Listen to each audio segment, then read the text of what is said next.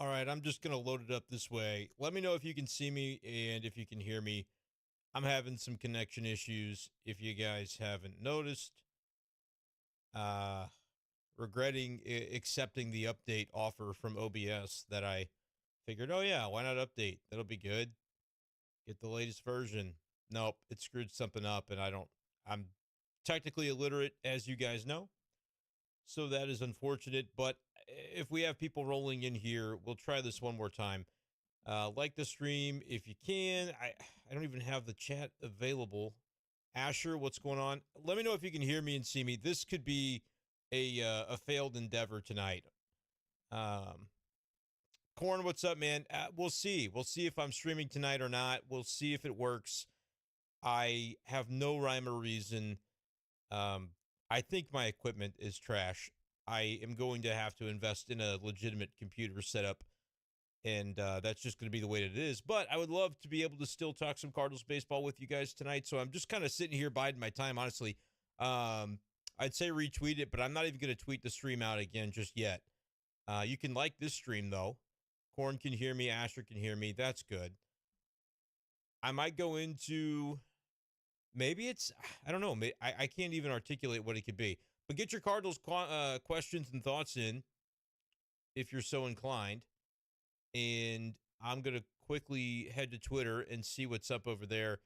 Maybe I could try one more time to tweet out the stream. And I just don't want to bring people in if it's going to be one of those where they're not going to be in here for very long. I do apologize for the technical issues. Would hope to be able to get a chance tonight to talk about the St. Louis Cardinals and the masterful performance by Miles Mikolas. But,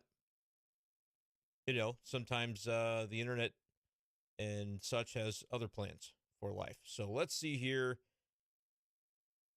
I'm going to give it one more shot because so far we haven't gotten knocked off. So go ahead and like this stream. We'll get this thing started legitimately here in just a moment as we talk about tonight's Cardinals game. And really anything goes because it's been a while since we've done a stream. So if you want to talk about things unrelated to this game, questions, comments, concerns, we'll dive into anything about the Cardinals provided we get the connection necessary to do so. I thought about just doing it from my phone, but I don't have the cool setup on the box score and all my shiz.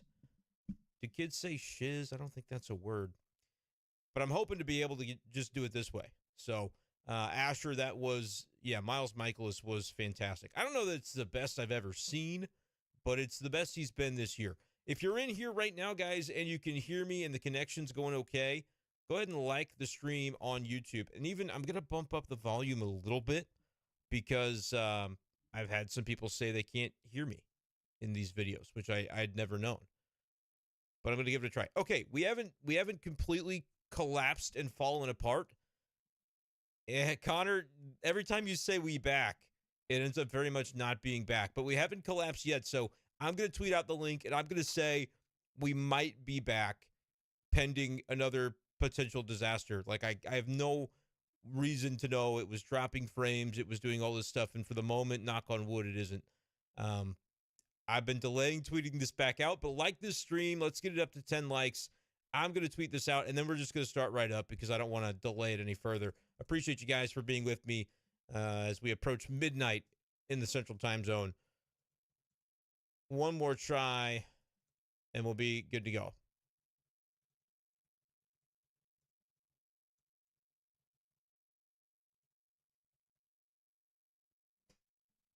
Tweeting the live stream.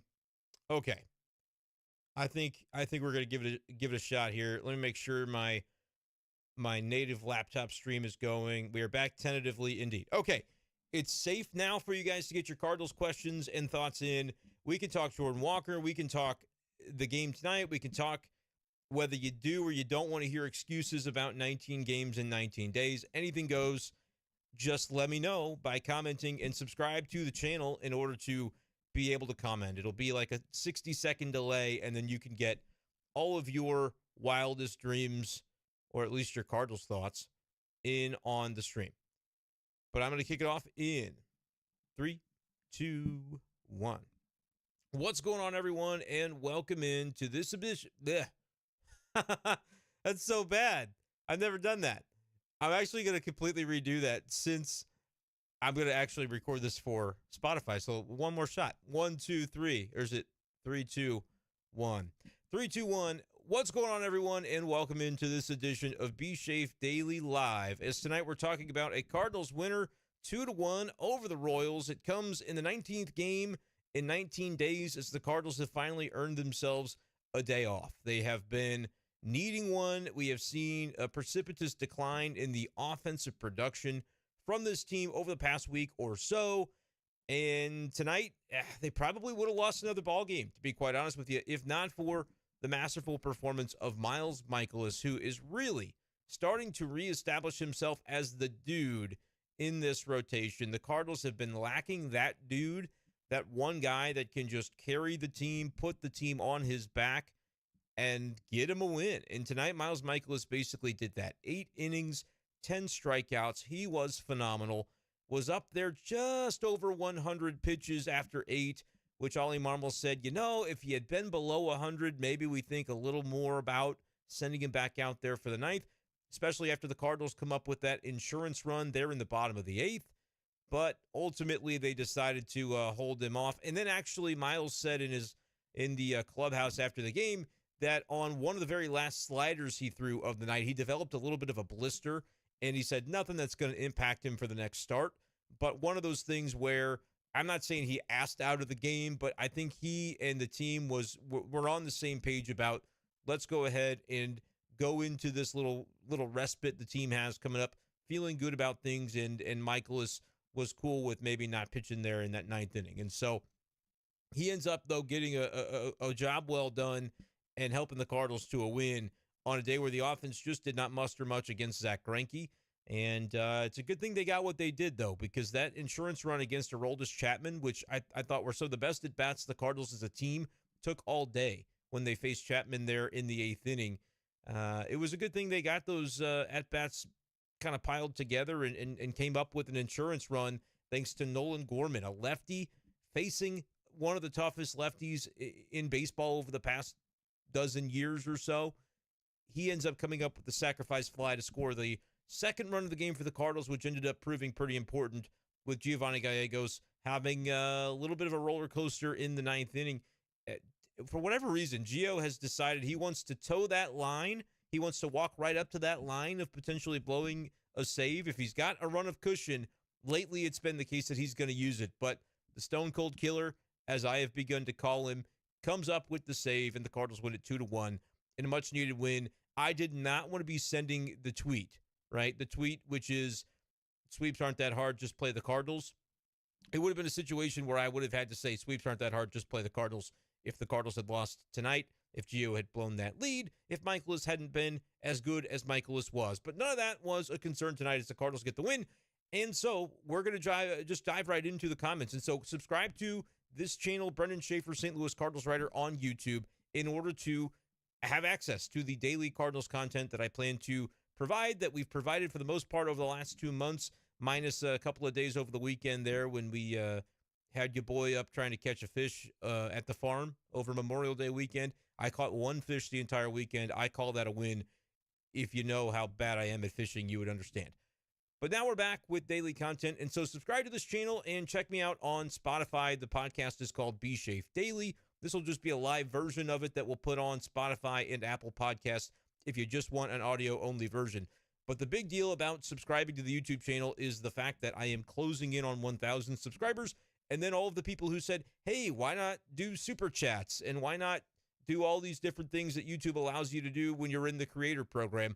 Well, I'm not in the program yet. I got to get to 1,000 subscribers. You guys have been watching the content, and so I have soared past the benchmark for how much content needs to be watched on my channel. We're already well there and beyond. We just need like 80 more subscribers or something. So would love to have you subscribe if you're new to the channel, or if you just haven't gotten around to subscribing yet. Would appreciate it. 2 more likes and we'll be able to get to 10, which is nice. I'm going to take a quick sip of water, and then we'll be right into the comment section, which can include anything about tonight's game, about the season, about the standings, about Jordan Walker and kind of the thoughts he had about maybe bucking the trend of what the Cardinals had wanted him to do. That was, I know, a big topic of conversation yesterday for Cardinals fans. Anything you guys want to talk about tonight, I am game for. Quick sip of water, and I'll be right into your comments. Appreciate you guys joining me after the long layoff over the weekend.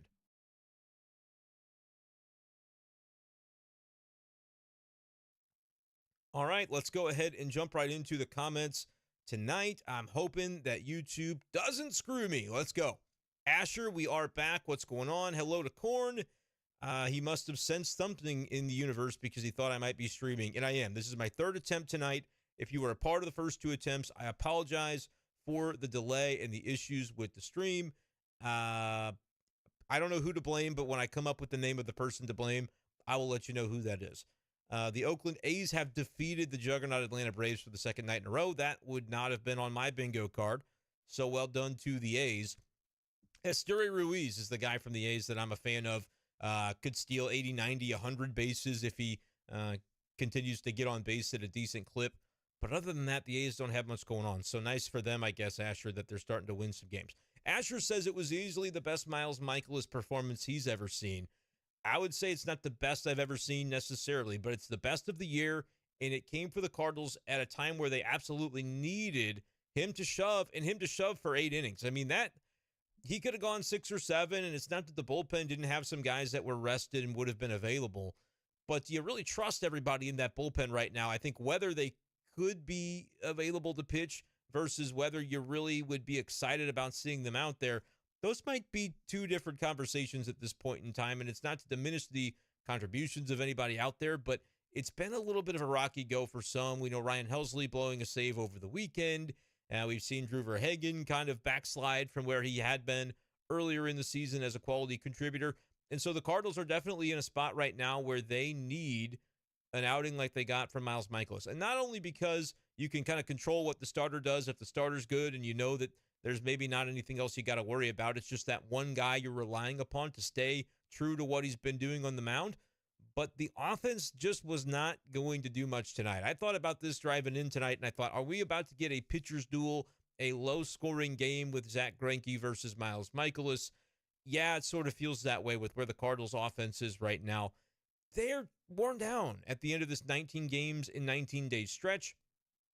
There have been arguments back and forth on both sides of the spectrum where people have said to me, that's an excuse. They're making excuses. They shouldn't be talking about this. It's not a real factor. And then there have been those who have sort of understood the rigors of what this travel schedule can be. And like, it's not uncommon. It's not that it doesn't happen in Major League Baseball that teams have stretches where they play a lot of games in a row and they don't get any off days. But it's different than another line of work where you maybe in the middle of that stretch get a day off because you're not in the starting lineup. And the manager might even tell you, and Ollie did this to some of the starters, some of the guys like Goldie and Arenado, and I think Contreras one of those days. He told them, don't even put on your cleats, just have your regular tennis shoes on because you're not coming into this game. We're not going to use you. But even on days like that, they still have to go to the ballpark. If they're on the road, they still have to, you know what I mean? Like, it is an absolute commitment day in and day out, whether you're playing or not. And so I termed it as like a 6-hour workday for some of those guys where even if they're not going to be active, they got to get to the ballpark a few hours early. They're still probably participatory in warm-ups and different things that you do, stretches, different, just game day activities.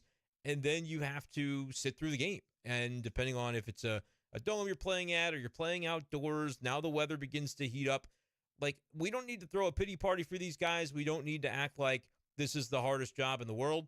But there is a distinction between Major League Baseball player and the expectations on that and the media scrutiny and the social media scrutiny and the different, people that are watching or relying upon or hoping for a good performance from the boys. Like, it's different than another job. And so for me, I kind of come down on the side of, yeah, I'm understanding of when they say 19 games in 19 days is a real thing. As I try to adjust my screen, my OCD is kicking in a little bit where I have not been able to line this thing up. The 19 games in 19 days is a real thing that has impacted these guys. And we've seen over the past week where the Cardinals have slunk down to, something like 2 runs a game has been their average, dating back to parts of that Cincinnati series, and the Cleveland series was not a productive series for the Cardinals offensively. And then certainly this series against Kansas City has been a little rough too. So I'm kind of a believer that this was a real thing and it's something they've been having to deal with. And the 2 off days, I think, have come at a perfect time for the team.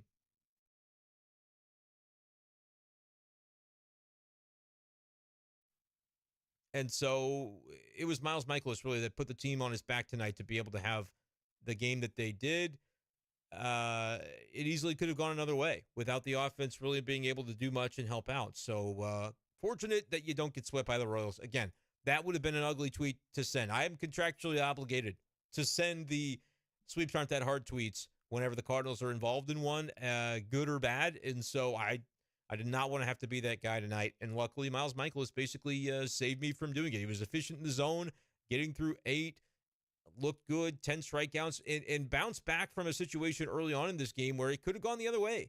I mean, he hit the first batter of the game on an 0-2 count, and you're thinking, oh my goodness, that is not something you expect to see. And then a potential double play ball that was stung pretty good, but it's toward Paul Goldschmidt, so you expect that's going to be the beginning of a 3-6-3 or 3-6-1 or whatever it would become, and he's not able to get the glove down on it. And so Miles Mikolas had a little adversity that he had to battle back from in the beginning, but I think that ended up being a confidence-building event for him as he was able to kind of settle into the outing from there. 18 pitches, I think he threw in the first inning and was ultimately able to get around it without giving up a run. And from there, he was awesome. 10 strikeouts, as you see there now on the screen, 8 innings, 3 hits allowed. He was as good as he's been all year for the Cardinals, and I think is now safely into a spot where he's the team's ace for now. You may not think of him as a traditional ace in terms of a game 1 starter in October that you feel great about in that role, but Miles Mikolas just goes out and gets the job done. When he looks at his best, he pours it into the strike zone. He doesn't always strike out 10. This tied a career high for him, I believe, was the stat on that. It's just one of those nights where when things are cooking and he's got really all of his breaking balls, his off-speed stuff working, and he's able to spot him where he wants them. It ends up being a really productive night for Miles Mikolas. And again, the timing just could not have been better for the Cardinals. They really needed something like this to be able to avoid that ugly feeling of losing 2 games in a row to one of the worst teams in baseball before a 2 consecutive off-day stretch. Like Arenado said, I believe he told Jim Hayes of Bally Sports, I was listening on KMOX on the way back, and they played it. Arenado told him, this was one that would have just left a bad taste in your mouth. You want to be able to win going into those couple of off days. And now Arenado said tomorrow he's probably going to sleep in, going to go for a swim, and maybe even have a drink or 2, which I say at that point would be well earned after the stretch he and the Cardinals have been on. Good for Arenado, good for the Cardinals. I also asked this of Ollie Marmol after the game as well. I don't think they aired it on TV because it was toward the end of his interview, but I asked him if he had any big plans for tomorrow. And he said, looking forward to not seeing any of you guys, talking about the media sitting there in the press conference. So that was good. I think he was joking, probably, mostly, maybe not. But that was good. I thought he had a sense of humor about that, so that was nice. Caleb says 12-7 in the 19 straight game stretch. That's pretty solid. Good June and July, and they'll be where they need to be for the deadline. That's the optimism from Caleb speaking. I honestly feel the same way. I know that, I've talked a lot about identity for this Cardinals team and that the identity they need to develop and maintain is to be a strong offensive team that can outslug other teams. And I know for a while there they were top 5 in runs scored. I haven't pulled up the stat recently within the last day or two. I imagine that is no longer the case given they scored only 2 runs over the past 2 days against the Royals. But generally, I expect kind of the Cardinals to finish in that top 5 or right on the borderline of it at the end of the season. In terms of runs scored, they need to be a team that is robust offensively, that can overcome some of the deficiencies that I think are still going to exist on this pitching staff. Ultimately, when you get into looking at guys like Miles Mikolas being your number 1, and it's not any way to degrade Miles Mikolas, I think behind him, he just doesn't really have any partners right now that are going to help him maintain the sanctity of this rotation. And at the end of the day, I honestly think Adam Wainwright ends up being the other candidate to sort of step up as the season goes along and become more reliable for this Cardinals team. They just have not had a lot of reliability in that group. Jack Flaherty has shown flashes where he's been really good. He has also backslid considerably, and he'll end up being the guy that takes the ball on Friday in the team's next game. We got that from Ollie Marmol after the game. And I think Miles Mikolas as well is going to maintain that 5-day schedule. And so they're not going to give him any extra days. That's going to reset the rotation a little bit because you'll be, what's today? Tuesday, in the famous words of Keith Kachuk. For anyone who used to listen to Martin Kilcoyne and Charlie Marlowe, the show they did on 590 The Fan when I was the board operator, that was a Keith Kachuk line where he literally on the radio was doing a guest hit with them and said, what is today? Tuesday, in the very Keith Kachuckian accent. So that's where I come up with that. But today was Tuesday. So Wednesday, Thursday, Friday, Saturday. I guess that would put Miles on pace for Sunday. And I think it's Pittsburgh they go to next. It's a Pittsburgh, Texas road trip. I think that's the proper order on that, but I could be wrong. But Mikolas is going to maintain because the Cardinals are seeing, like, whereas a few weeks ago it was, do a 6-man rotation. What's it matter? It doesn't really affect this team to be skipping anybody or be delaying anybody in that rotation group because nobody's really performing at such a high level that you'll miss them for the extra day. They're keeping Mikolas on the every 5th day schedule at this point, and I think that's right because he has been head and shoulders above the rest of this group. Like I said, Flaherty hit and miss. We'll see what he's able to come up with. Montgomery has really kind of had a dovetail going on recently where he's not been as sharp. And it's Steven Matz's spot is kind of TBD. I think it's going to be Liberatore filling it. We did see Matz in relief yesterday. Time will tell on what that looks like. It'll be whoever it is. Again, with 2 days off, they can kind of reorient the rotation. And so I think whoever it is will be toward the back end and maybe in the second series of the upcoming road trip. So that's not 100% sure what it's going to look like just yet. But either way, that Libby spot, the Matt spot, it's not a guy that you're counting on as someone near the top of your rotation. I really think it leaves Adam Wainwright as the guy that I have the most faith to be able to turn it around. I know he hasn't been great recently, but it's starting to trend like the Mikolas season did, where we saw Mikolas first on struggle quite a bit and then very slowly but surely kind of consistently come to these better outings. And now he's really to his peak vintage form of the way he pitches when he's at his best. So I feel like, Caleb, your optimism, I think, is well-founded in that the rotation, even if it's not great, you're finding some strides with Mikolas. You got to find a partner in crime for him to be able to sit atop that rotation. And as you churn through it, have more reliability that right now, 1 out of every 5 days, you really feel like the Cardinals have a legit chance to win if Mikolas is on the bump. Got to find that next guy, and maybe a third one would be nice. Like, we're not asking for much at this point when it comes to the Cardinals rotation, but that's how bleak it's been to me with the way that pitching staff has performed to this point in the season. But Caleb, it looks like it's getting a little better on that front. Again, I don't think the offense is going to be as bad as it's been over the past week. I think it's going to still be that kind of top 5, top 6, top 8 at a minimum sort of offense in MLB. They were run down. And we talked a lot about the 19 games in 19 days and whether that's valid or not. I tend to believe that it is because these are, as TLR used to say, men, not machines. And they are human beings that have to deal with the rigors of a travel schedule and of a day-to-day. And it'll be nice for them to be able to kind of take a step back for a couple of days. Hopefully the refresh recharges them. Like, I don't want to hear anything about, we're kind of rusty after 2 days off. You can't have it both ways. But I don't think it's just excuse-making to say that these 19 games in 19 days impacted them. They've been grinding. Guys like Wilson Contreras have struggled. I mean, the numbers season-wide now for Contreras are kind of rough when you consider where he had been and the way we talked about him as a guy that, needs to be a primary contributor. He was very bad tonight, 0 for 3. He's down to 219 and 663 on the OPS. That's not the kind of guy that you're worrying about whether he's playing catcher or he's DHing. You don't DH that player. And I know that they've got big plans for him long-term, but right now he's not living up to the billing. Hopefully a couple of days off for him and his teammates will be something that can produce better results moving forward. But really the only guy that offensively I feel like is starting to get into a groove is Brendan Donovan. His OPS was well below 700 there for a while. Now, as you see there on the screen, sitting at the top of the Cardinals order tonight, going 2 for 4 with a very good at-bat he took against Aroldis Chapman. I thought that was one of the best ABs of the game, was able to just kind of drive a somewhat soft liner on a very short, compact swing to make sure you can keep up with the heat that Chapman throws. Drives that ball right back up the middle into center field.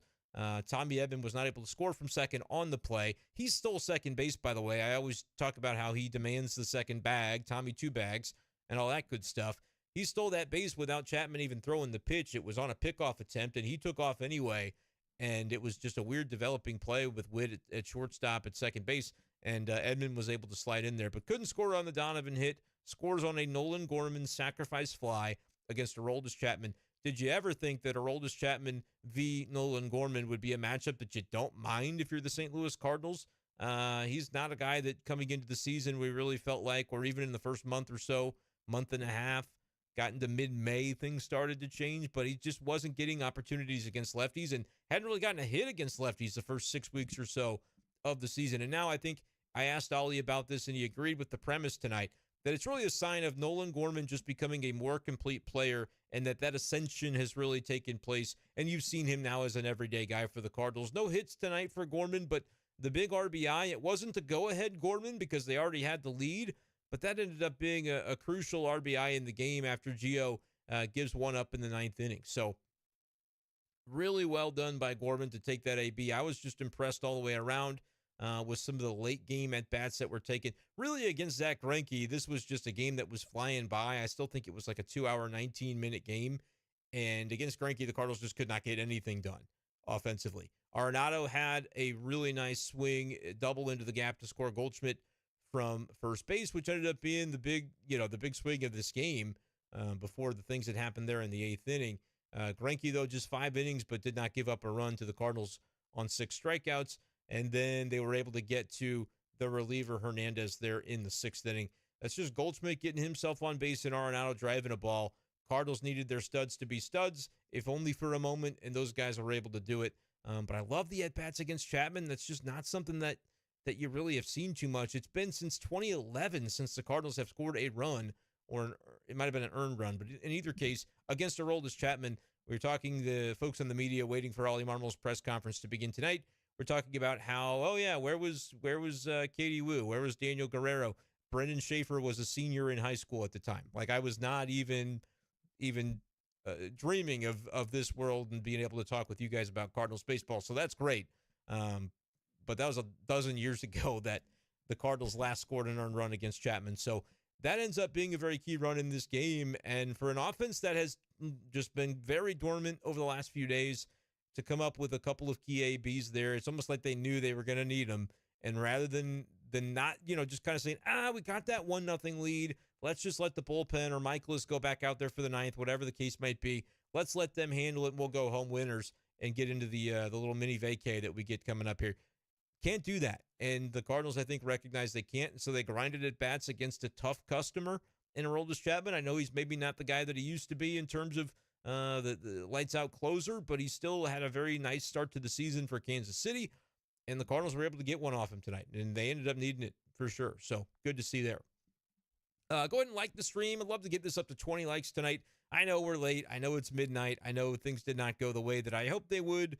So far, third time has been a charm with this live stream, and so I appreciate you guys joining me. As you see there, subscribe for daily Cardinals content. It's on your screen throughout this video. As we try to get to 1,000 subscribers, that will be the drumbeat until we get there. And then I promise you I'll probably begin to talk less about subscribers at that point, but it would be huge for me to get to 1K so that I can join the creator program on YouTube. So if you're listening back to this the next day on Spotify or Apple Podcasts, head real quick to youtube.com/@bschaeffer12. It's just like my Twitter handle @bschaeffer12, youtube.com/@bschaeffer12. And go ahead and subscribe to the channel. Even if you think you'd rather listen on Spotify, it would really help me out to be able to get you guys on board, because I want to do some super chats and I want to do some fun things with you guys. And they let you kind of open that up after you get to the creator program. So that'd be cool. Corn says, I was watching mostly on my phone tonight because we were watching the new season of I see the ITYSL and I think, what is that? It's I Think You Should Leave, which, yeah, season 3 is out. Haven't gotten to watch it yet, but I'm definitely going to be hitting that up here pretty soon. Very, very much into the Tim Robinson outfit there on Netflix. Netflix has been, have you guys run into this with Netflix where you can't share passwords anymore? I know this is a baseball show, but we can talk about that too. I have not been prompted by Netflix. I'm definitely guilty of the password sharing with different family members and stuff. But I'm curious if anybody's had to deal with the fallout from that just yet. Freaking Netflix, dude, trying to ruin our lives. Can't stand it.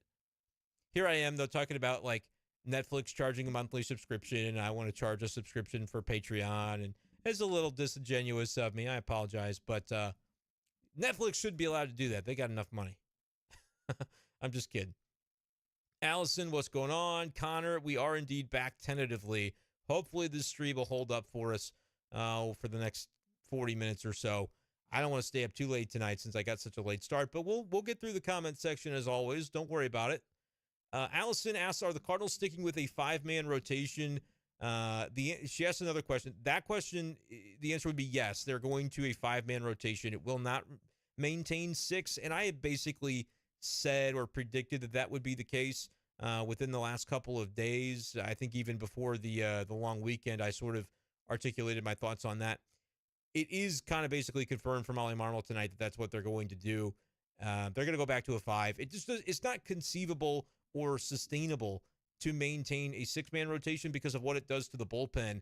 With the new rules in MLB, I think as of last year, they made it a limitation of 13 position players, 13 pitchers. You cannot have more than 13 pitchers on the roster because the reason for that is MLB wants to move these games along. And honestly, it's those games that are like 7-5, but there's a pitching change in the middle of every half inning that just delays things. And you're thinking, good grief, like, can we get this thing moving? That's the kind of game I don't like to sit around for, at least working in the press box. As a fan, as a spectator, it's probably great because you maybe have a beer in hand and you're hanging out.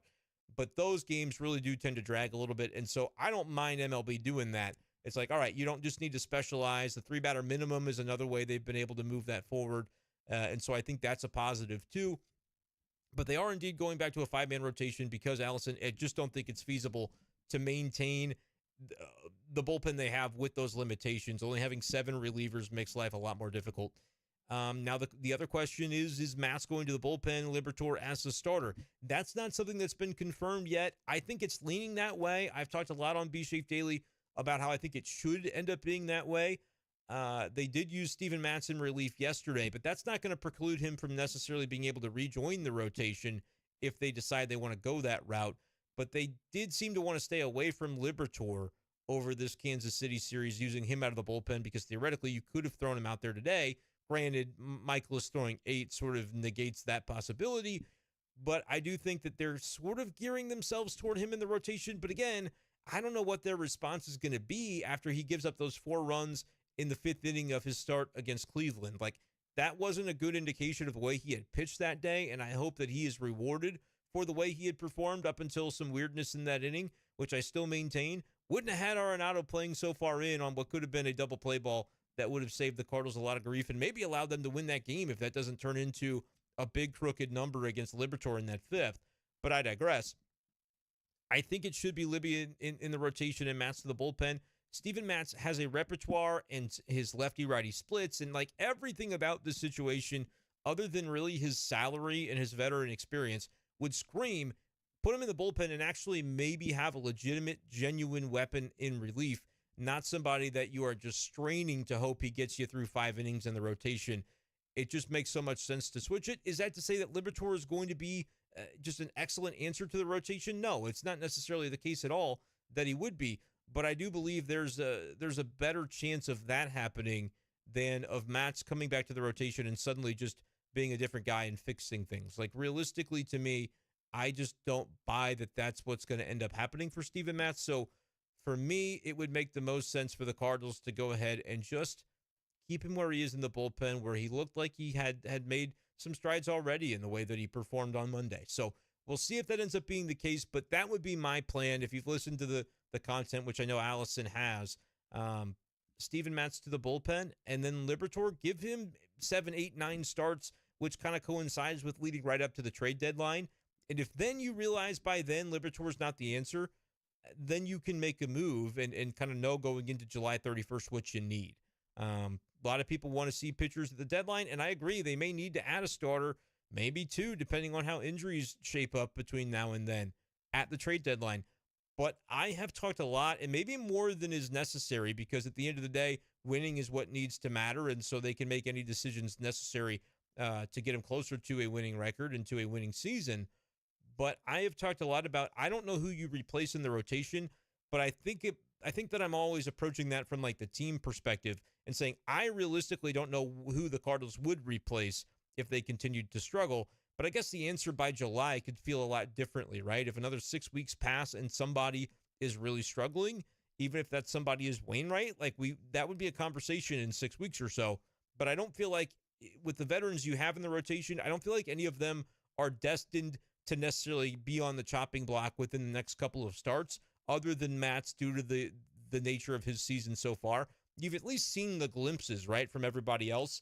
Sans Wainwright, who's only thrown like 5 times, but you've seen the glimpses from Montgomery, who was kind of their best starter the first 5 weeks or so.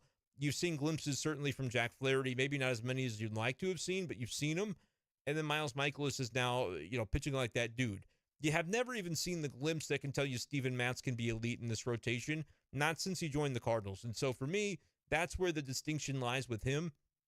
But everybody else, I do think there would need to be some significant failure for 6 weeks for one of these guys. If they've got a 6 ERA in July, maybe then you talk about it. But otherwise, it really does feel like it would benefit the Cardinals to throw a guy like Liberatore out there, because then it won't be a question in mid-July whether he's the answer and you're scrambling to find out before you know whether or not you need to do other things at the deadline to acquire starting pitching. You'll know by then about Libby if you decide now to go ahead and give him the shot. That's the way I kind of look at that.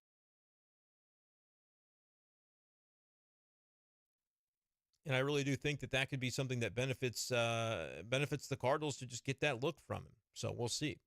Laborer 88 says, good news, bad news. Michaels was very good tonight. That's the good news. And they won. The bad is only scoring 2 runs against a bad baseball team. They're a bad baseball team in Kansas City, but I would also say this, Zach Greinke's not a bad pitcher. I'll have to double check what his numbers are this season. I know he's kind of been up and down at times. But this year, improves to a 4.19 ERA.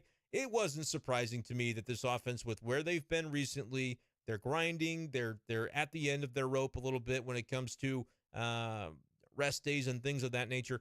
I kind of figured Greinke would have the better of them tonight, but they got him out after 5 and were able to get it done against the KC bullpen. So if you look at it that way, 2 runs in 4 innings against the Kansas City bullpen, maybe you'd like to be more productive than that, but ultimately, or I shouldn't even say 4 innings. It was just 3, obviously, because you don't need to bat in the 9th inning with a lead. So 2 runs in 3 innings, I would say through that lens is honestly fine. Yes, you want to be able to get more off of Greinke, but that's just one of those things. Like I said, it didn't stun me that they weren't able to do it. And in the context of where they are at the end of this 19-day stretch, I don't think it's the end of the world necessarily either, because they're going to be able to probably find ways to rejuvenate and then bounce back in a couple of days when they play their next series on this road trip.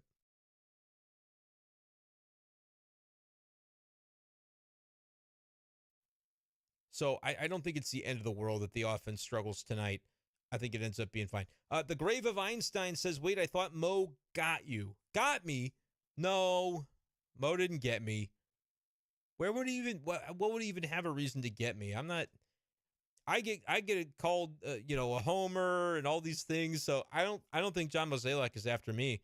I don't know if you guys saw this on Twitter last night. I talked about it on B Shafe Daily, but it was a pre-recorded podcast on Monday rather than the live video.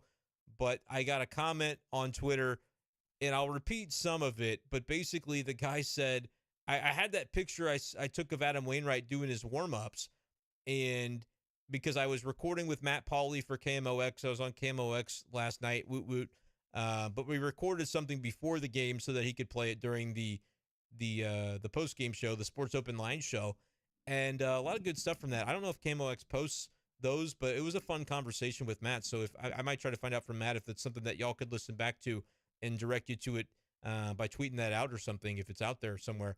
But I had just stepped right out of the KMOX studio, which is right under the bowels of the stadium, right behind home plate. You walk out and you're in the green seats, basically. And so I took that picture of Adam Wainwright as he was warming up. I really woke up thinking I would love to get to make sure I get to see some more God's Country from Adam Wainwright this year. And what I mean by that is if you've been to the ball game, when Waino's on the bump, you know that God's Country is the song that he that he has playing over the speakers when he's warming up. Blake Shelton, whether you like country or not, I think it sets a nice tone for the day. And it's just kind of like, it used to be Dixieland Delight for Wainwright, and that was kind of, the cool thing of, oh, it's a Waino day, you're going to get that song. in God's country he's been using for several years now. But when I do my radio show, I do it from home, but the show takes place in Columbia on KTGR in Columbia, Missouri. I end up being late. I don't get to a lot of these ball games until like the bottom of the first inning or maybe the middle of the top of the first inning at best. Today was like the second inning because there was a accident on Highway 70. But anyway, I don't always get to hear the God's Country. And so I thought, oh, it's a day game on Memorial Day. I'm going to be able to hear it. But then Matt asked me if I wanted to pre-record. And I was like, yeah, I'd love to be on KMOX, so I'll do it. But I was like, I wonder if this is going to run into the warm-up and I'll miss it. But it worked out great. I walked right out there and I snapped a picture of Wainwright warming up, got to hear some of the song. So I was happy. But then later on, after I tweeted out that picture and said Waino was after 198 because he's still looking for that 198th win after not getting it Monday, this guy replied to me and said, I just know your candy ass is going to go and defend Waino on that podcast. And then he added, you effing weirdo, was the comment that I got yesterday. He didn't say effing, though, but y'all know what he said. And so I thought that was absolutely hysterical. The cat told me they talked about it some on Hot Take Central today, so I gotta maybe go back and listen to see what they said about that. But that was the funniest reply I've ever had, and all I could do was just laugh and retweet it. So you might have gotten to see that last night, but if not, you could scroll back on my Twitter feed. Pretty funny stuff. But my point in telling that little side story, which y'all said you liked the Mike Myers side story from yesterday on the pod, go back on Be Safe Daily from Monday night. I think it's like episode 392. And if you want to hear the Mike Myers story, I think it's pretty early in the podcast. But I told that yesterday because of the fact that he pitched really well against the Cardinals. And I had a run-in with him in Round Rock, Texas in like 2019. That was kind of comical. So I was telling that story, and now you said you liked it, so I'm telling this story as well, giving you the a little bit of behind the scenes, as innocuous as it might be. But that tweet that I got from, I think the guy's name was Anthony or something, was pretty funny. But the reason I bring it up is Einstein said, I thought Mo got you. And I think, I don't think Mo's after me, but maybe he is. I probably say some inflammatory stuff sometimes, but a lot of people say I'm such a homer that I'm going to go on the podcast and defend Waino, and I'm a weirdo, which I did kind of defend Waino because they didn't lose because of Waino on Monday. They lost because they couldn't hit. And that, I mean, you get perfect game for 7 innings against Mike Myers and co. Yeah, you probably would be comfortable blaming the offense for that game, which I did. Indeed. Allison asked if the 19 days in a row is due to the new schedule. Says they have to play everyone. Does it complicate travel plans? I think it does complicate travel plans because there are oddities throughout the schedule this year, and I've seen other teams that are like, there's like off on a Sunday, I think, later on in the year. Now, part of what it does to the Cardinals, though, and the reason for it is that London trip, I think, screws things up, too, because they're only playing 2 games against the Cubs in London, and they need multiple off days on the sides of that to be able to facilitate the travel. And so I think that, Allison, is part of it. It's the balanced schedule that I think is part of it. And the other part of it is the fact that the Cardinals did petition MLB to play Monday. They were originally supposed to be off on Monday this week, Memorial Day, play the Royals tonight for Game 1. Tomorrow on Wednesday would have been Game 2, and then an off day Thursday. And so that would have only been, 17 games in a row instead of 19 if they would have gotten that off day Monday. So that would have made it a little bit better on the rigor factor for the Cardinals players and their bodies just kind of recovering and stuff. But they did want the holiday gate and to play, I say gate, the crowd at Busch Stadium was a sellout. I believe like the 3rd largest of the season on Monday because it's a holiday and everybody's off work and it's a beautiful day. And it was totally correct for the Cardinals to do that. Like, it's not John Mozeliak sitting there going, we need this. It's not the baseball operations people doing it. I think that's probably a Bill DeWitt III sort of situation that he handles the business side of the operation. And it's exactly what it should be. MLB should schedule better so that everybody's playing on every holiday. Matt Pauley from KMOX was ranting about this yesterday. He was totally right. They should have Memorial Day, full schedule during the day, and maybe like a national game at night, full schedule during. And I know travel plans make that a little tougher because everybody's coming off of a Sunday series, but you could play those Sunday games during the day too, to where it doesn't have to be as complicated. They should absolutely be doing that on 4th of July, Labor Day, Memorial Day. Would love to see more of that. But, yeah, that's part of the reason for the 19 days. The Cardinals, they wanted that gate on Monday to have a sellout, and that kind of contributed.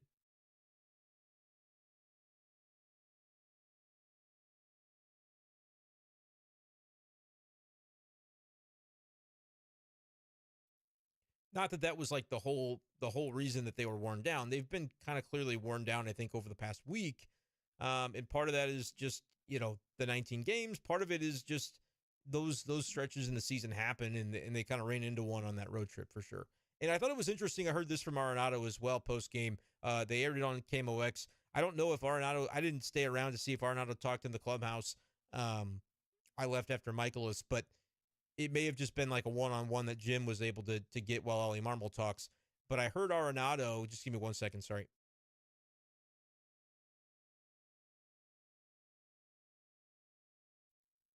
I heard Arenado on the radio. They played it where he was telling Jim that man, I lost my train of thought. Was telling Jim, what was Arenado telling Jim? As I check back the comments to be,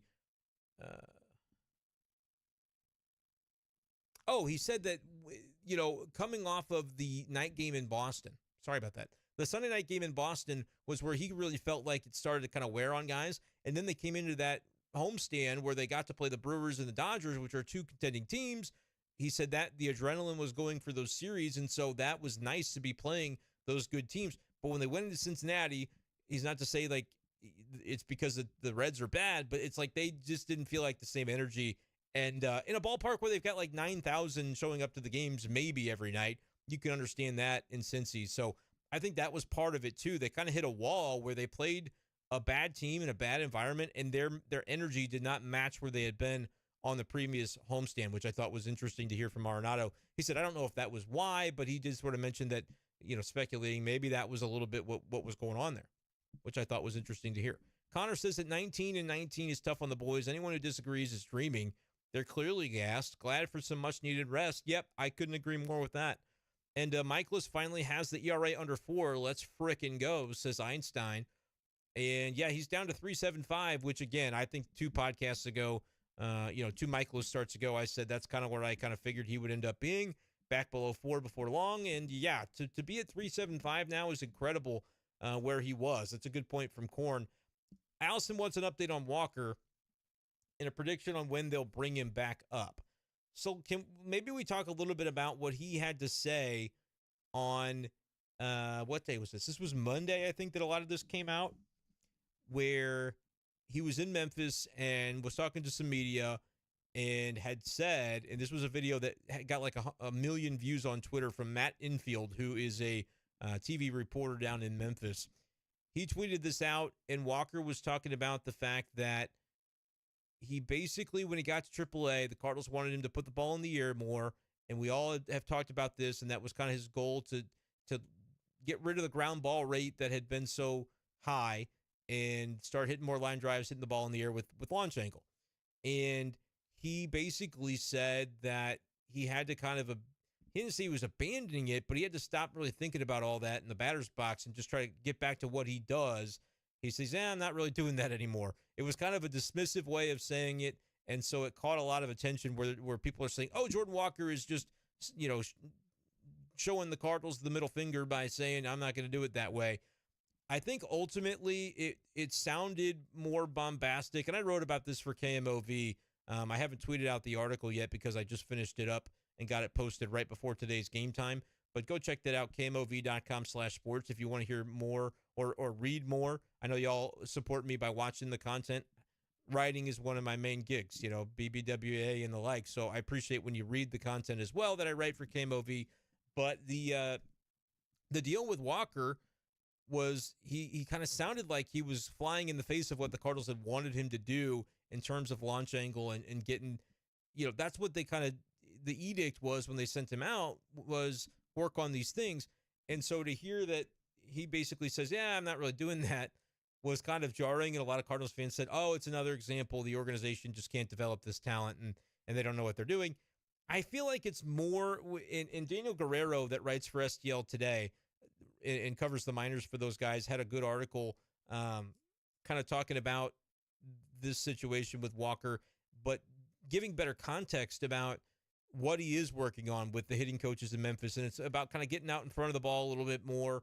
And by getting out in front of the ball and meeting the point of contact more in front of the plate, inherently you're going to end up lifting the ball more, getting the ball in the air more. That's just sort of the way that that goes mechanically. And so that's one of the things he's been working on. But I think what it boiled down to for Jordan Walker was that when he's in the batter's box in a game, he was overthinking the mechanics of it instead of just naturally allowing himself to do the things that made him so good in the first place. And I feel like that's where that kind of got lost in terms of the context, which again, you can hear what Walker said and you can go, yeah, that does sound weird. And I don't think you can just wave away the commentary completely because there is some legitimacy to it. But at the same time, I don't think it's Walker saying, screw the Cardinals and, they don't know what they're doing with me. I think it's more a case of when you kind of put it together and you hear it straight from the horse's mouth, realizing that trying to bring those mechanical adjustments, which he is still making, right? He's still working on those things with the hitting coach down there and trying to get there, I think, is the bottom line. But it's not like something that he felt like he could continue to think about when he gets into the batter's box. And I think that's the distinction that maybe gets lost a little bit, where you can't go into the box overthinking it because then you're just not going to be able to have success. And he basically said, why worry about hitting the ball in the air? If I'm not hitting the ball at all, I can't hit it in the air. So if I hit some grounders, I hit some grounders, but I'm going to have to try to get back to what I do. I don't think it's this major smoking gun about the Cardinals' inability to develop, but I do believe that if you've got a plan for a guy and you want that plan to succeed, you can't just tell him, hey, just do this thing, and then you back up here in the big leagues.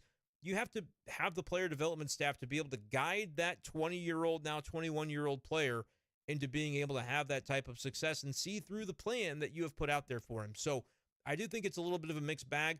But all in all, like John Mozeliak on the same day talked to Jim Hayes on the TV broadcast before the game and said he's been getting great reports from Memphis on Walker and he's implementing the things that they want. He's showing a lot of progress. So, who knows where really the truth lies. I think it's somewhere in between where Walker might have just been working on the things that he's working on in the batting cage, but had just found himself getting a little bit too much into the minutia of it when he's in the batter's box in a game, and decided he had to let go of some of that. But I think naturally, the more that he does work on the side with the hitting coach in Memphis, and if they're working on getting out in front of the ball, that's something that you don't maybe have to articulate, yeah, I'm really trying to get in the batter's box and lift, because you don't want to think that way.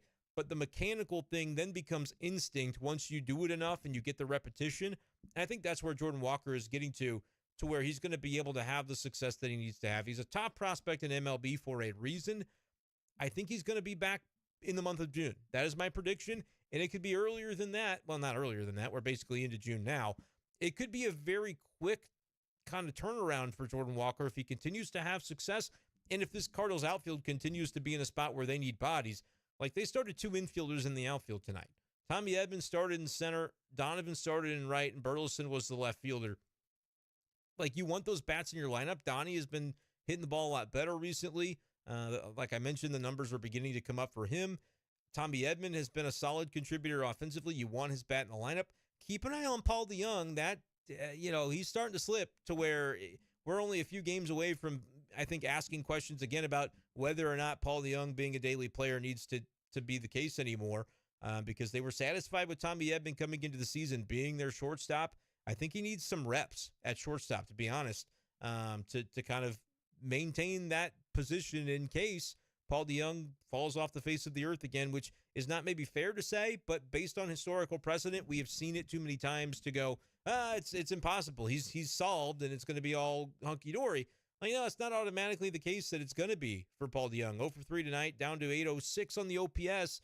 Yeah, suddenly that $1,000 I thought I had in the bank is not looking so strong for or at least as a guarantee for DeJong to be a 750 OPS in 400 plate appearances this season. I'm probably going to, it wasn't a bet, but it was one that I was hoping to collect on if the guy was going to be willing to give me the 1K for those numbers for Paulie D. But yeah, keep an eye on that now. So with the different guys that are kind of struggling offensively, and the fact that in the outfield you don't maybe have the health that you did, like Tyler O'Neill is a huge question mark. He's on a standstill in his rehab.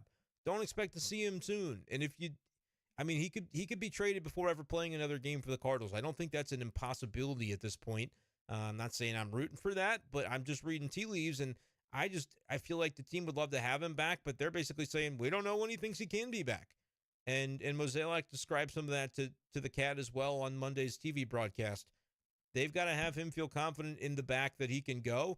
and not re-injure, and it doesn't seem like anybody really knows what the timeline on that's going to be. Carlson hopefully can get himself back and get out on a rehab assignment ASAP with the sprained ankle that he was dealing with.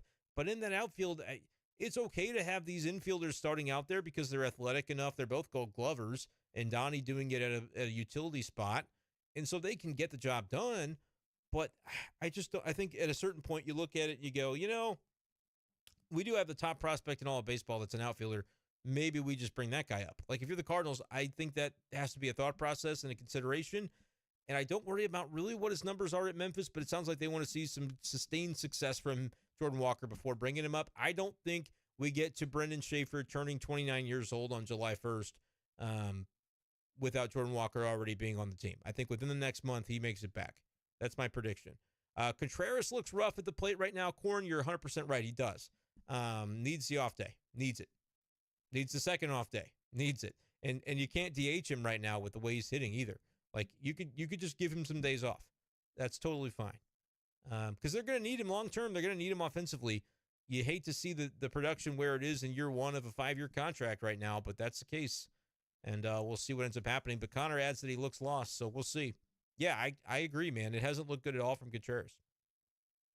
And Spencer says he's literally been having live stream withdrawals. So I'm glad to be able to pick up the pace and help you out there. Korn picked up Mikolas in a fantasy league before today. That I am surprised he was available. I guess I should check my leagues, but I don't end up, making too many pickups. So I guess I should be more diligent. If Miles Mikolas was out there before today, I would have picked him up because I have believed that he's kind of turning into that ace, and we're seeing it more and more now from him, and a nice win tonight. Corn upset that the Buccos, the Pirates, got another win. Look, long season, I think the Cardinals are 4.5 back. As of right now, they're fine. They're going to be just fine. Yes, they've got to win the games to get there, but this division could be 83, 84. Like, it could be that kind of win total that wins the NL Central. I don't believe in any of those other teams. I don't believe in the Pirates to finish with more than 82 wins. They've got a nice story, but I just don't think they've got the talent top to bottom to do it. The Brewers' pitching staff is in shambles in terms of pitching health, and so I think it's going to be a problem for them long term unless they get all those guys back and they vibe at the right time. And their offense, I maintain, is not that good. The Reds are not that good. Cardinals should have done more than split against them, but Great American Ballpark is, as Adam Wainwright mentioned, the devil's lair, and so, things happen out there. Not the end of the world to escape with a split. I just don't think this division's that good. The Cubs still kind of, I think, are interesting to look at to potentially be a team that makes a run. If any team wins this division and it's not the Cardinals, my money would be on the Cubs. I just don't believe in the Brewers this season. I don't know why, but I've made up my mind until I see, some significant offense from them day after day after day, and they lost again today to the Blue Jays, I believe it was. I just don't think it's going to happen for Milwaukee this year. Number 5712 asks what roster changes are being alluded to. We don't really know. We just know that there are going to be changes. Nootbaar could need the IL stint. He looked like he was moving better today in the clubhouse after the game, but the back, they're going to have to monitor that and give him the couple of days to see.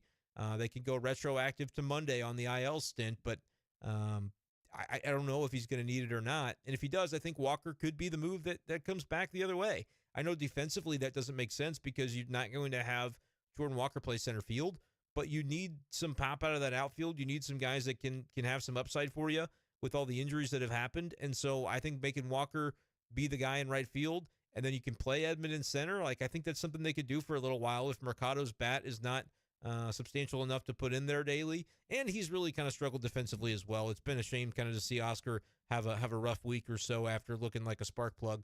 But I think he can still be a fourth outfielder that makes sense for them, but we'll see long-term what that looks like. He could be back on the chopping block territory if and when guys like O'Neill and Carlson come back from injury, but Nootbaar being hurt buys him some more time to be able to straighten it out for sure. Speaking about Mercado in that instance.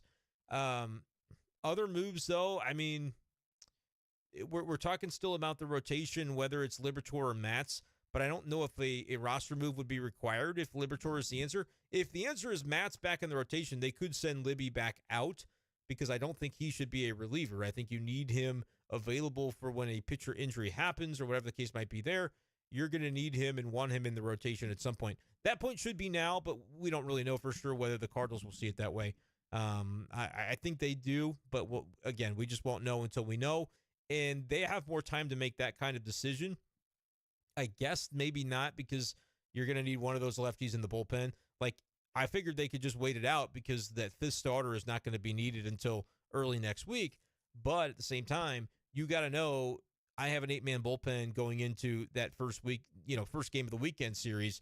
Matz is probably going to be part of that bullpen. That's what I predict. We'll see if they end up getting that decision right. And I think that would be the right call.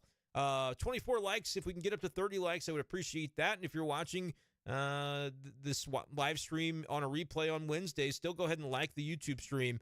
And as you see on the video there, subscribe for daily Cardinals content. Would love to have you guys on board. If you like the videos, would love to have you subscribe. And once you subscribe on YouTube, you can join the live chat and comment on the side.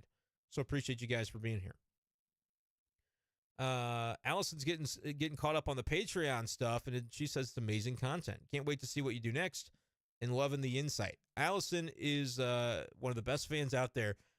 Thank you so much for the support. And yeah, Patreon, like, I almost put my article for KMOV on there today because I was just kind of spitting thoughts about the Jordan Walker situation, and then I really started to dig in. I was like, no, the Patreon articles are a little more freewheeling. I'm like, this needs to be a legit article. I'm gonna put this one on KMOV, and so go check it out, KMOV.com/sports, to read that. But we'll have articles, podcasts, and once you're a Patreon subscriber too, and it's patreon.com/bschaeffer12, just like everything else. My Twitter handle, the YouTube, and all. Once you're on there, people send me, say, hey, I want to hear this kind of content. Can you do a podcast about that? And for 15 minutes, I can just give you exactly the answer you want, kind of longer form than just replying to your DM. I want to be able to do podcasts like that. So appreciate Allison for the shout out there on the Patreon. Corn says, I like what Walker said mostly, but I do hope he ends up able to get the ball in the air more. Yeah, I think there's a balance there. And that's why I said I didn't want, at first, and last night on B Shape Daily, I could go back and maybe listen to some of my thoughts and go, I was a little more overboard, because I do believe that the Cardinals need to have a development plan in place. It can't just be, hey, Jordan Walker, get from point A to point B with your swing. Good luck, kid. And when you do, you get rewarded. You're coming back to the big leagues. I don't think that's what happened, but it also needs to be said that cannot be the way that it goes, especially for a team that has questions about the way that it has developed young players and prospects in recent years. You get, for every story of a guy that doesn't do well, though, you do get a Brendan Donovan. You do get a Tommy Edman that kind of comes out of nowhere, wasn't high on the prospect rankings, but turns into a really good player for you.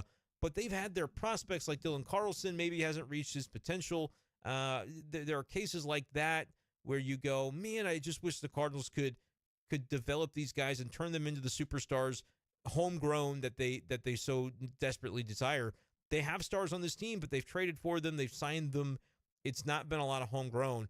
Nolan Gorman is the one that you're hoping continues on the path that he's on, because then, bam, you have been able to kind of buck that trend of these top prospects not kind of fulfilling their destiny of turning into stud major leaguers. Nolan Gorman seems to be doing that. I mean, again, the at-bat that he took against Chapman tonight was aces. Just a really incredible at-bat for a guy that you didn't have a lot of confidence in as of a couple of months ago with what he could do against lefties. So maybe that's an example of a guy that's kind of bucking the trend. But you don't want to see Jordan Walker get messed with and get messed up. And so I think that's why people are so on guard for it. I feel like that's why a lot of fans are having the reaction that they're having to what they're hearing, because they go, Cardinals, don't do it again. Don't do it again. I think it's more of a guy, you're hearing a 20-year-old, 21-year-old kid talk through some of the things that he is learning, and to say, yeah, they wanted me to do this. I really just have to get back to what I'm doing in the batter's box, because that's what I'm comfortable with, and that's the swing that I have faith in. But that doesn't mean that on the side he's not still tweaking and trying to get comfortable with the things the Cardinals want him to do. I think that's where the middle ground lies, and that's probably where reality is on this Walker situation. I don't think the Cardinals are just, absolutely mishandling him. I think they messed up in sending him down. If they were ever going to bring him up, shouldn't have sent him back down. But that's kind of old hat at this point. We know the situation with it and where the Cardinals were at the time. Playing time in the outfield was scarce. It doesn't have to be scarce anymore. And that's why I think he probably does need to be back up here pretty soon. And it could be the new part play. that could be the swap, and I would agree with it. I think it should be. If not, make it Moises Gomez because he's on the roster, the 40-man roster, and he hit another bomb tonight. I don't know what they're waiting for to get a look at a guy like Moises Gomez. The answer with Luke and Baker, they just don't seem to believe in him, but he's also not on the 40-man, so that makes it tougher. Moises Gomez is on the 40-man. There's no reason to even have him in the organization if you're not going to give him a shot when you've got two infielders and Alec Burleson in your outfield. Like, somebody's got to come up, one of the two. Honestly, even if you don't have an injury where Newpar needs the IL, I still think one of those guys should be up just to get a look at him at a certain point. When you've got two infielders in your outfield, you can afford to get a look at other guys, and maybe it benefits you in the long run because you find out about a guy that you didn't really know was going to be a factor, and then maybe he can be. So I would have Moises Gomez or Jordan Walker. If they're ready to commit to Walker for the rest of the season, that's the guy that it needs to be. If they're not, it needs to be Gomez just to give him a look, and you can always send him back down if you need to.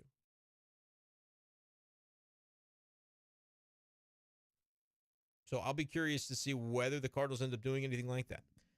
Korn mentions Paul DeJong coming back down to earth. Keep an eye on it. He's definitely struggled to get down to an 800 OPS from where he had been, well above 900. It's something that could end up becoming a factor for sure. If by the end of the weekend you haven't seen like that resurgence from DeJong, people are going to be talking about it a lot more than they have been. Ryan said, hadn't watched a game since Wednesday, and it was for the better. Did miss the streams, though. I didn't watch anything over the weekend. I listened. I was on the radio broadcast when I was up at the family farm by the lake all weekend, hearing Ryan Helsley blow that save very unfortunately. That was a rough one. But, yeah, I missed some of those games as well. So it's kind of needed a break. And now we get another one. So there you go. Connor says, let's blame Ollie for the live stream issues. Why not? We blame him for everything else. I'm going to award that comment of the night. Connor, I don't know that you get an award, but maybe someday we can really get this stream so good that there will be awards for the comment of the night. But for now, you just get to wear the crown. Ollie gets blamed for a lot of things that aren't Ollie Marble's fault. And tonight I even got some negative pushback to my tweet about the fact that he said he was looking forward to not seeing any of us media folk tomorrow, which was clearly a joke, and he was just having a little fun. Slim Hot Pocket wants to know, should he or she rep Nato or Waino in Pittsburgh on Friday? I think you got to go. Honestly, I think you go Waino because and especially if you're like going to be there for batting practice, get maybe near the dugout. You wear a Waino jersey. You know, he's not going to be pitching on the trip because he pitched. Didn't he pitch yesterday, right? Yeah, losing track of time. Pitched yesterday, so I don't think he'll be pitching. But I could be wrong about that. I guess he could pitch Saturday if they keep him on a Tuesday, Wednesday, Thursday, Friday. Yeah, so maybe he will pitch. And if he does, then I think you wear Waino because he's pitching. And if he doesn't pitch, then you wear him because maybe pregame you can like get him to sign your jersey or something, you know? If he's not on a pitching day, maybe find him on an old man walk or something. That's only after he pitches, so maybe he won't be doing that. But I would go Waino. I think that's just the final season. You take every opportunity you can to rep Waino right now. Grave of Einstein was asking some Mizzou football questions. Drinkwood said about NIL deals, Brady Cook has never told me I need to stop eating so much delicious food, so I know who I am happy is earning more money. I don't even remember the reference of what Drinkwood said with the food, but DM me that, Einstein, if I don't get it. I'll do some Mizzou football live streams eventually. I don't know if it'll be on this channel, though, just because I don't want to piss people off that are Cardinals fans and not Mizzou fans. So I may be starting a football channel in the fall for some fantasies, some Mizzou stuff. And anybody that wants that, you know, when it happens, I'll make sure to tweet it out. So keep an eye out. 2 days off. What will Korn do with himself? I don't know what I'll do with myself. I'll still have the radio show 4 to 6 on KTGR, but it'll be a little weird not having Cardinals games to talk about. And I probably won't do a live stream. Like, I don't even know what we would talk about. We'll see. If you guys say you'd still watch and hang out with me, we might still do one. But yeah, it'll be interesting to see kind of how we spend it. Like I had mentioned at the beginning of the stream, Arenado told Jim Hayes he'll probably sleep in, he's going to swim, and he might have a couple of drinks. And I think that he definitely will have a couple of drinks. I think he said a drink or two, but he's earned it. So who wouldn't be having a drink or two on the mini vacation here at the beginning of June? B-Hack says if Flaherty and Mikolas come around, does that relieve or add pressure to remove Wainwright from the rotation? I think it would relieve the pressure because if the rotation's better, you can kind of afford it. But also, Wainwright's been winning these games a lot in a lot of situations where he's pitched the way that he has. Like, I feel like the Cardinals have gotten away with some of his rougher outings, and so I think there's not really pressure right now to remove him from the rotation. Cardinals fans might be giving that kind of pressure. I don't think the Cardinals are feeling that at all. Waino was 5 innings, 3 runs yesterday. He wasn't great, but I think he's sort of coming into that part where his worst outing is going to be like the best you'd see from Steven Matz. Like, that's kind of where it is. Wainwright, to me, is still the pitcher I have the second most confidence in this rotation. In Montgomery and Flaherty are like tied for third. I just don't really know what's going on with Monty right now, and he still has not had Wilson Contreras catch him. So we're still talking about that, keeping a subtle eye on that. May just be matchup based. May just be they're going to schedule it every 5th day to where they want Kisner in, and so if he is comfortable with the guys that he's comfortable with, that's the way it ends up going. Interesting though to see that Contreras was the catcher tonight for Mikolas when it's been a lot of Kisner on those Mikolas games. I think the matchup for Kisner offensively against Greinke would not have been favorable, but wasn't favorable for anybody out there. But I think it's kind of interesting that Kiz has been catching Mikolas a lot, and tonight you see Wilson end up, orchestrating along with Miles a gem on the mound. So that's good to see. Korn says that Waino's not going to be removed for a while, and he's not. He's not going to be removed at all because I think he's going to start pitching better, and then you're just going to say, oh yeah, he's back to being Waino. Connor agrees with that. Had these stretches where he's looked cooked and then he comes around seemingly out of nowhere. He said this yesterday, guys. Adam Wainwright, we're talking about right now. He said, you have these stretches where right now he feels like every batted ball is falling in for a hit. And like there is some truth to that. He gave up 9 hits yesterday. Some of them were on soft contact. Some of them were not on soft contact. But if you get punished for the ones that should be hits and they end up being hits, but then there are a few that shouldn't be, that's the difference between allowing 6 hits and 9 or 7 hits and 9, and it ends up hurting you a little bit in the box score. He said the 2 spot that he gave up, Wainwright yesterday in one of those innings was the one that really made him sad, because if you don't have that, if you can get out of a jam there, 5 innings in 1 run is a very different situation, and he also spent some more pitches trying to get out of the jam that he was unable to navigate. And so he really said, I'm going to go through a stretch where, for a month, I'll hardly give up a run, and you guys are going to ask me what's different, and I'm going to say, don't know. I got some better luck, and I stuck with the process, and now we're seeing the results. Like, he sounded like very confident yesterday, and not in like the faux kind of, just being silly, Waino, like not in the way either that was, when he told John Denton, don't put me in the grave yet, guys, I'm not done yet. Like that, he was a little defensive. Yesterday, he sounded very, very at ease despite the result of that game. And I feel like it was, you might hear that and say, oh, it doesn't bother him that he's losing. No. That's not what I'm saying. But his demeanor to me, when he said, I'm going to have this stretch, it's going to come, I believed him. And I think it is coming soon for Adam Wainwright. I would pitch him in Pittsburgh because I think maybe he can have some success against those guys. We'll see. Greinke has been solid. Last 4 starts, 2 runs or fewer in each. That being said, 2 runs against the Royals over 9 innings is not good. No, Laborer, it's not good. Laborer 88 with that comment. It's not good, and I didn't say it was good. I said against the bullpen to score twice in 3 innings is good or acceptable at a minimum, especially when Chapman was one of those and they haven't scored against him since 2011 prior to tonight. So that's a check mark in the good column. To score 2 runs is not good. I said I wasn't surprised by it, though, just because of where the offense has been. They're run down, and they need these off days. So I thought that was valuable that they're going to get them. But no, it was disappointing, and Miles Mikolas saved everybody from a lot of disappointment by being able to go out and basically single-handedly win that game for them. If he doesn't do that, we're having a very different conversation tonight, or if Gio ends up blowing it in the 9th, same story.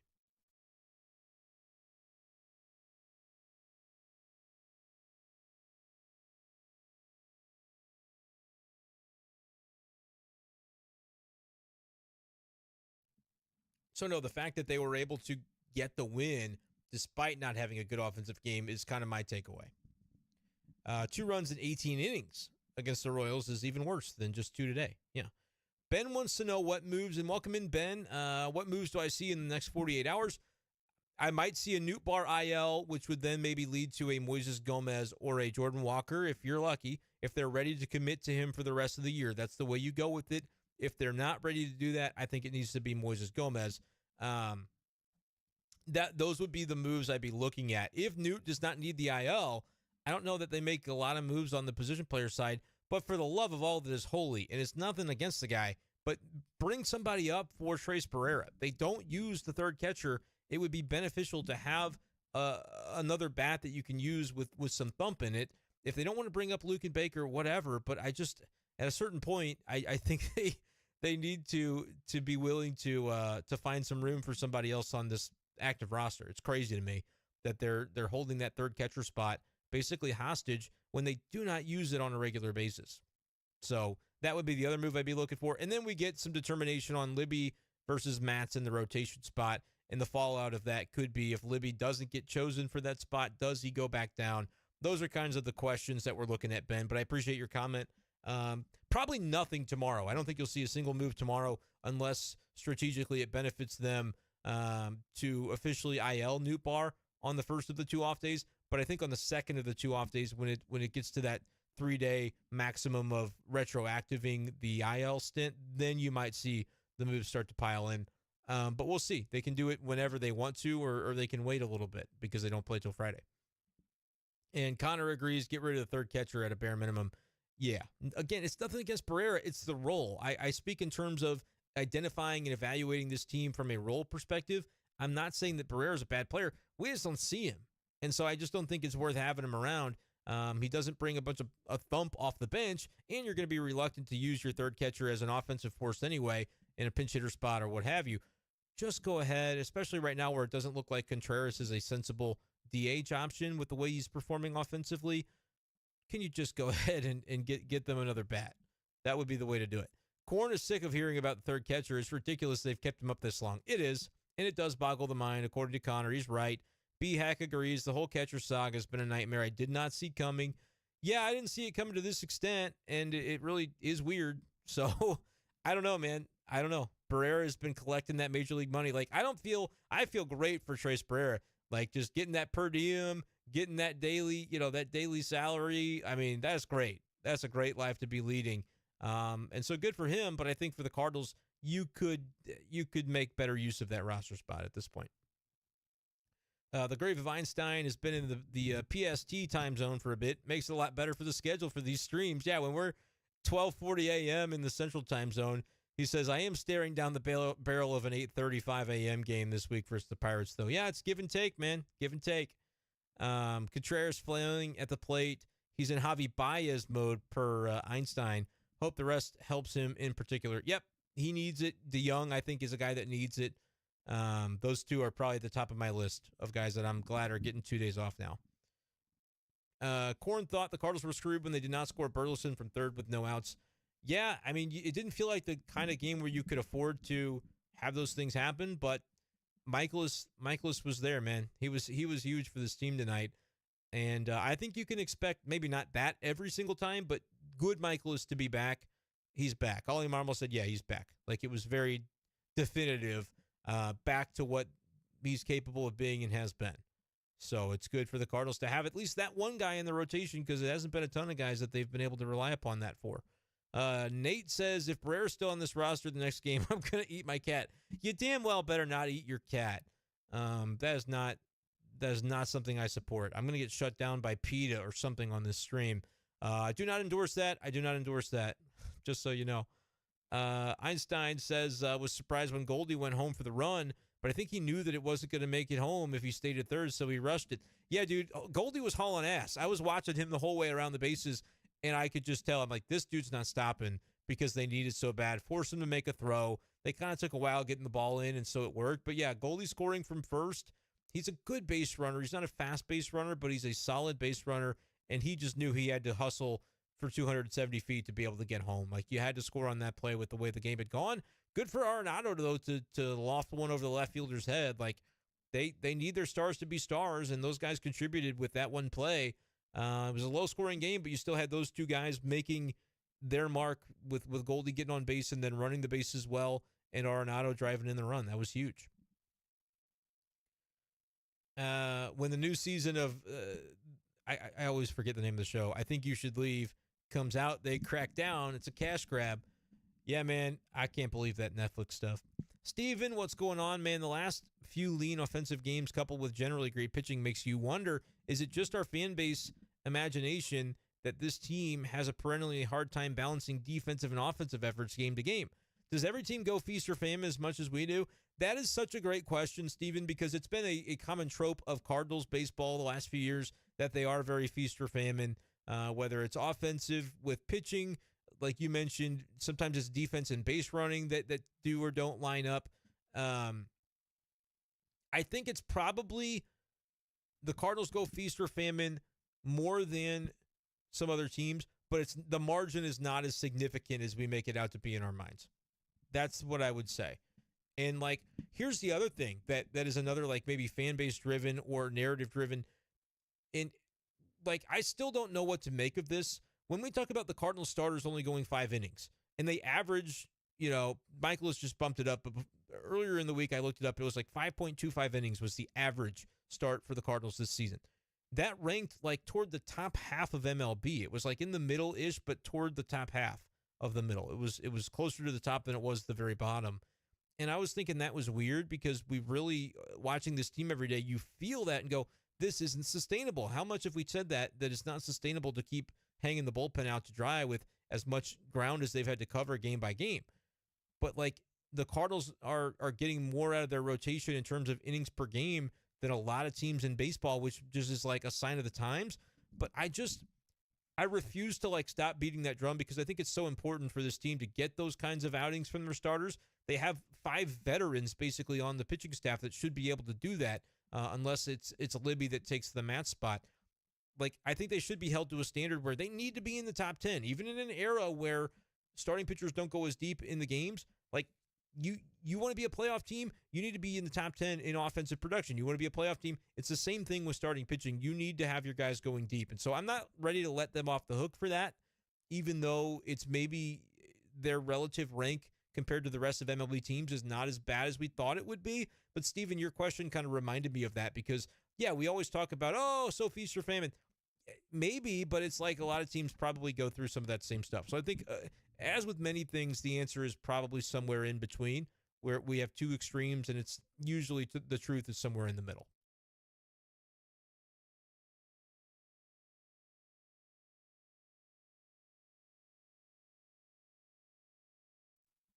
Appreciate you guys joining me for this stream tonight. One more time, I want to ask you to subscribe to the YouTube if you could do so. I would love to get to 1,000 subs within the next week and then really start having some fun. Contreras is like 1 hit in his last 36 at bats, right? Labor, it's something like that. He was 0 for 27 and then broke it with a hit last night yesterday on Monday against the Royals in the base hit up the middle. It was right after Arenado in the 8th inning. And then tonight's 0 for 3. So I think, and it was 3 strikeouts tonight too, if I'm not mistaken. Yep. And so I believe the case would be 1 for 30. So not 1 for 36, but he is 1 for his last 30. Yeah, so that's kind of rough. Not what you want. Standard to kind of be that way is what Korn said. They need pitching even if Libby is good, unfortunately. Again, they probably do, but I don't know who it's going to be that you take out of the rotation. And since I'm not comfortable with that, it's hard for me to start designing trades. But we'll do some trade talk for sure as you get into June and July on the stream, on the podcast. I don't know how many trade pulls I'll do because I feel bad this year. I think it's a case where there could be MLB guys dealt if they do make a big splash for pitching. And I look at guys in that clubhouse, and I'm like, I don't think y'all should be traded. So I don't know if I'll feel good about putting polls out on it. Maybe with some prospect things, and that's kind of, hypocritical because like, just because you're not in St. Louis, I don't see you every day, I'm going to put you in these trades. Like, guys maybe don't even care, but I try to think about those kinds of things to be at least fair to the livelihood of these guys. So we'll see, but we can talk about it hypothetically on the stream because, that's the nature of this business. I get it. I get the game. You guys want to talk trades, and I'll be there for you to do that, but just not yet. Like, we can talk about it, but it's just not coming yet. So, not as bad, but it's still the glaring issue with the team on paper is the rotation. Yeah, but what if Wainwright kind of turns it around and he's a good number 3, and then you get one of Monty or Flaherty to sort of level out consistently. Like, I still think there's room for this team to have a solid rotation, but we'll see. It's never going to be great, though, right? It's never going to be like elite this year, I don't think. Allison wants to do an episode on the Cardinals rivalries, good, bad, and ugly, history of how they became rivals, key games and moments. That could be a good thing for the Patreon, Allison. That could be really good to throw on Patreon for sure. I kind of, though, I could do live videos too on Patreon, but there's not that many people on the Patreon right now, and it is only $5 a month if you really like my content. But that's one of those things where it's like I want to include the most people as possible on cool stuff, but that could be a niche thing that we maybe throw on Patreon. So I like the idea. Keep on me about it though if I don't get to it right away. Grand Slam Scotty says, "Good morning, Brenden. Hope you and the family are well," and they are. How nice is it to have a good pitching performance? Absolutely necessary. Shame the offense didn't want to fully capitalize on it. Yeah, it is, but at the same time, that was a solid one where they were able to get what they needed in terms of having a bad offensive day but getting away with it. Like, Mikolas deserves, in hockey, it's the 1-star, the 2-star, the 3-star. He's the top star of the night for sure for the St. Louis Cardinals and the top star of the series, because after what happened on Monday, it just would have been a bad look to lose this game. It would have been, they would still be within striking distance in the standings, but it feels like a very must-win situation, so they don't linger on the bad feelings for 2 days while they're off. They should be able to just kind of enjoy themselves and relax a little bit. And guys like Arenado, he would not have allowed himself to fully do that if they had lost this game.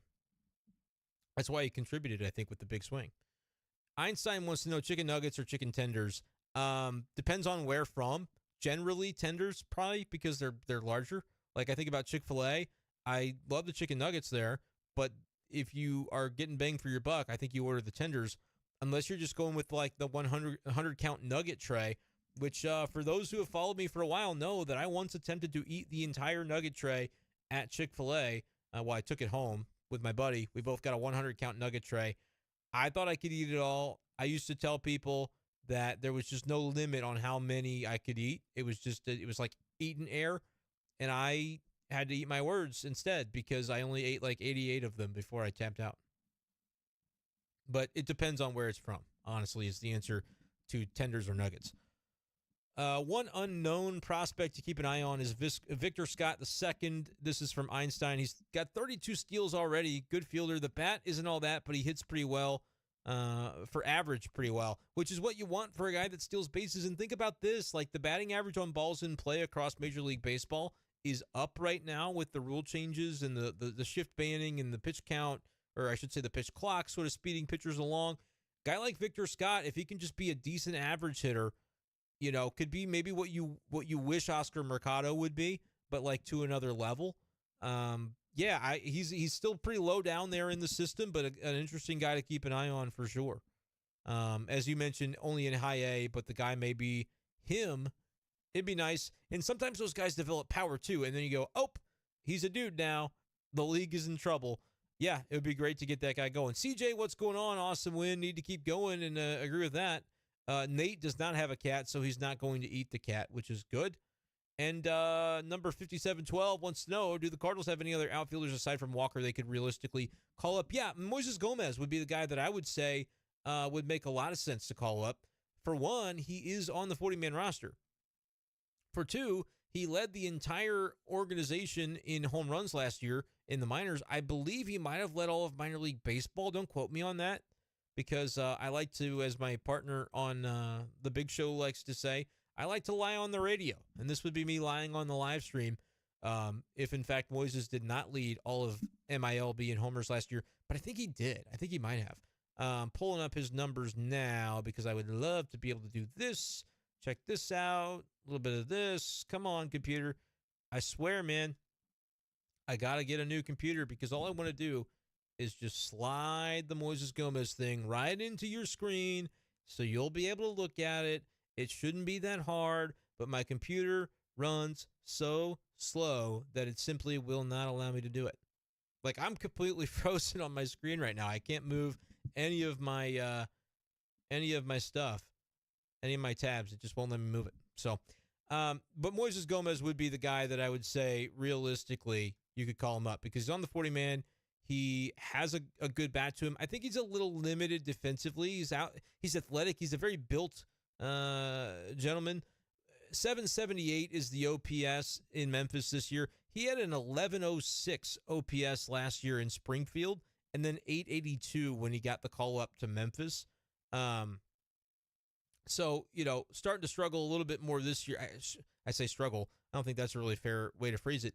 He's not been quite as productive this season in Memphis as he was last year, but a 778 OPS, still slugging 487 with 10 home runs on the season. So he's kind of on a 30 home run pace, but last year he hit, I want to make sure I get this right. It'd be a lot easier if my computer would just work. Last year he hit 39 home runs between Springfield and Memphis. And so, again, one of those guys that I think they signed him as like a minor league free agent before last season, and he just absolutely took off. One of those where they may have got the Rays on one, where the Rays had this guy and didn't maybe get the most out of him. I think he was with Tampa, as I'm pulling this up now. And ended up being like a force as a home run hitter last year for the Cardinals. So I would like to see him called up, especially if you've got a Nootbaar injury and you're not ready to say Walker is the guy the rest of the season. I think you need to probably give Moises Gomez an opportunity to at least show what he can do. But we'll see if the Cardinals end up doing that, as I'm trying to show you some of the numbers there. But that's the issue with me on these live streams. Like, I can't. I'm a dummy. I'm an idiot. And my computer sucks, so that's nice. Like, I'm just absolutely lost with the fact that I can't do what I'm trying to do here. But anyway, Moises Gomez would be the short answer to that question, which was a good question. I think it does boil down to, like, if it's Gomez, you can kind of afford to not worry about whether long-term he's going to be ready. Like, if it's a situation where you don't know if you're going to need somebody for the long haul, you can just say, all right, well, this guy that we only need for a couple of weeks, let's go ahead and do that. And then we don't have to worry about kind of messing with Jordan Walker, sending him back and forth, things of that nature. We can just say, hey, we'll do what we need to do on this front, and it'll be hunky-dory. So kind of interesting to see what the Cardinals are going to do there. But yeah, I think Moises Gomez should be a guy that they bring up. I'm trying to get back to the comment here that I got from one of y'all about asking about Shane Bieber. Just give me one quick second to try to get back into this live stream here. Shouldn't be this hard. But that's the nature of it. I mean, I swear, I know this live stream is still going, and I just can't even get it pulled up on my computer. So just give me 1 second. We'll get it lined up.